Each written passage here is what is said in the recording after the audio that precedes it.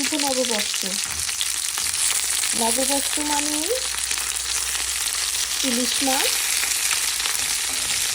নানান রকম ভর্তা, সাজগোজ করে বাইরে যাওয়া, একসাথে বন্ধু বান্ধব পরিবারদের সাথে খাওয়া।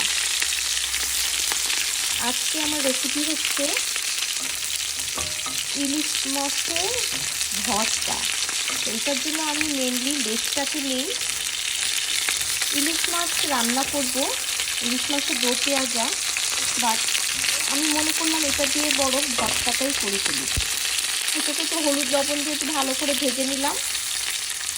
ভেজে নিয়ে তারপর আমি হামানদিস্তার মধ্যে এগুলোকে সবগুলোকে দিয়ে আমি এগুলোকে ছেঁচে কাঁটাগুলো বের করে ফেলবো।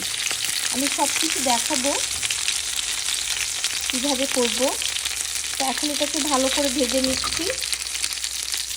তারপর এটা হচ্ছে আমার হামানদিস্তা আর পেঁয়াজ। আমি এখানে পেঁয়াজ, কাঁচামরিচ, ধনেপাতা দিয়ে ভালো করে এটাকে আমি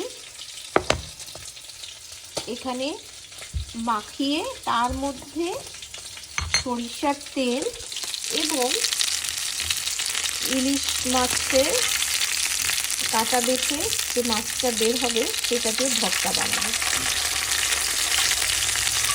যে আমার ইলিশ মাছটা ভাজা হয়ে গেল, লেজটা এটা ভাজা হয়ে গেলে আমি এটাকে ঠান্ডা করে